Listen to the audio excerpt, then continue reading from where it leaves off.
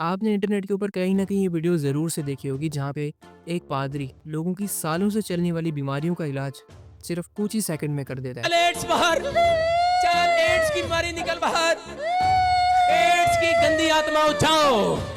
जो बोल नहीं पाते उन्हें ये बुलवा देता है। ये तेरी बहन बोल नहीं सकती थी। नहीं बोल सकती थी। जो चल नहीं पाते उन्हें ये नचवा देता है। इनफैक्ट अगर किसी ने मर्डर किया हुआ है, वो भी एक नहीं 5-5, उन्हें भी ये जेल से बाहर निकालने की ताकत रखता है।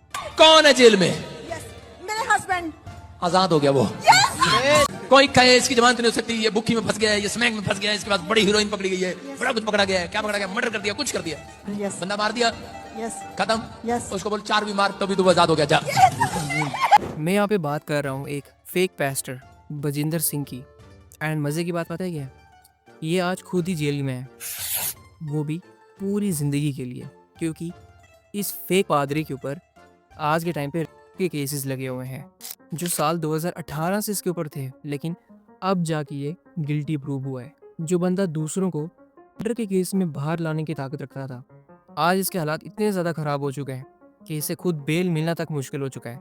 कई सारे धर्म गुरु यहाँ पे हमें ये बताते हैं कि हमारे देश में आज के टाइम पे क्यों होते हैं, लेकिन वहीं पे दूसरी तरफ कई सारे धर्म गुरु ये काम खुद से करते हैं। कि लड़कियों का रेप क्यों होता है? क्योंकि लड़कियों ने शास्त्र पढ़ना छोड़ दिया और शस्त्र चलाना छोड़ दिया, तो बलात्कार तो होगा। मैं यहाँ पे सभी धर्मों की बात करूंगा, दूसरे धर्मों से एग्जांपल्स लेके, क्योंकि फायदा यहाँ पे इन सब फ्रॉड्स का हो रहा है और यहाँ पे विक्टिम आम जनता बन रही है। अब चाहे वो किसी भी धर्म से क्यों ना हो, लोग दूर दूर से सिर्फ इनकी बातें सुनने के लिए नहीं आते, बल्कि इनकी बातों के ऊपर अंधा विश्वास भी करते हैं, वो भी आज के टाइम पे जहाँ पे साइंटिफिक चीज़ें, मेडिकल ट्रीटमेंट्स, ये सब इतना ज़्यादा एडवांस हो चुका है, उसके बाद भी लोग इन लोगों के ऊपर अंधा विश्वास करते हैं। फॉर एग्जांपल, अगर यहाँ पे कोई आदमी जिसे मेडिकल ट्रीटमेंट के बाद भी आराम नहीं मिला, उसे ये बाबा 1 से 2 फूंक मार के आराम से ठीक कर देंगे। ये इन्होंने डॉक्टर को भी चेक कराया, बुखार की वजह से बच्चा मर गया है।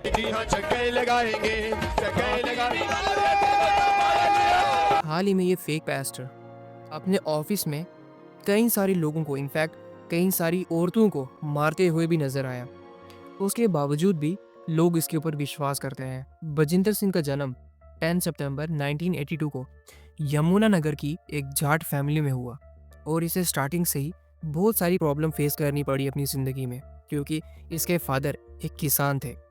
ईयर 2000 में बजिंदर एक मर्डर के केस में जेल चला गया और वहाँ जेल में इसे पादरी बनने का शौक चढ़ गया। इसका यहाँ पर ये कहना था कि स्वयं मुझे यहाँ पे यीशु मसीह का आशीर्वाद मिला है, वो भी जेल में।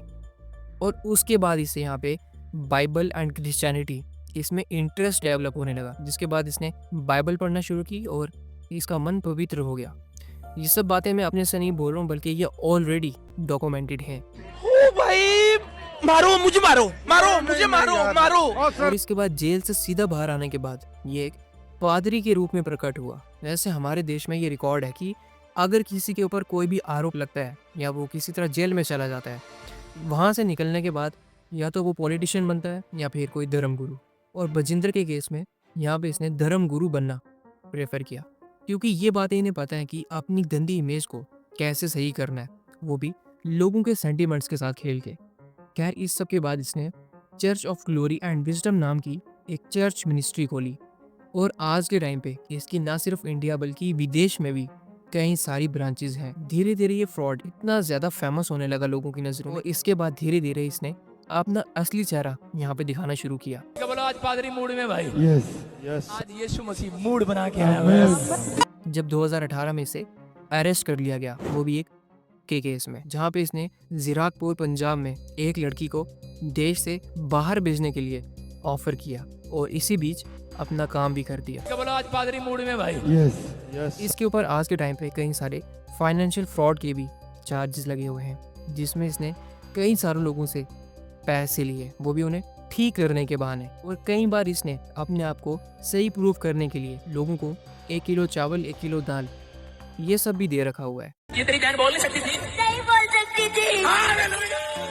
हेलो दोस्तों, मैं यसी आज मैं आपको बताने रहा हूँ कि मेरे को ऐसा बोलने के लिए क्या गिफ्ट दिया गया था। मेरी बहन पहले से बोल सकती थी। मेरे को ये सब बोलने के लिए 2 किलो चावल, 3 किलो चीनी और 5 किलो का आटा दिया था, ये सब बोलने के लिए, क्योंकि उन्हें फेमस होना था इस वजह से। इसके प्रोग्राम में लोगों को फोर्स किया जाता है इसके फेवर में बात बोलने के लिए। ये अपने चर्च में, अपने प्रोग्राम्स में बड़े बड़े नेता, बड़े बड़े फिल्म स्टार्स उन्हें बुलाता है ताकि और भी ज़्यादा ये फेम गेन कर सके। 2018 में जब इसके ऊपर ये केस चला तो ये किसी तरह फिर से जेल से बाहर आ गया, लेकिन अब जाके 2025 में वो केस में ये गिल्टी ठहराया and additional district and session court in Mohali Punjab में इसे उम्र कैद की सजा सुना दी गई है। मुर्दा केस में जान पाई है, ये केस दब के रह गया था, पैसे के नीचे और पॉलिटिकल पावर के नीचे दब के रह गया था। हम भी दब के रह गए थे, अगर ये नहीं होते तो आज मुझे इंसाफ नहीं मिलता। लेकिन अब देखने की बात यह है कि अब ये वापस कब जेल से बाहर आएगा, क्योंकि ऐसे क्रिमिनल्स हमारे देश में आम तरीके से घूमते फिरते नजर आते हैं। ये लोग ज़्यादा देर तक जेलों में नहीं रह सकते और ना ही इन्हें ज़्यादा देर तक अंदर रखा जाता है।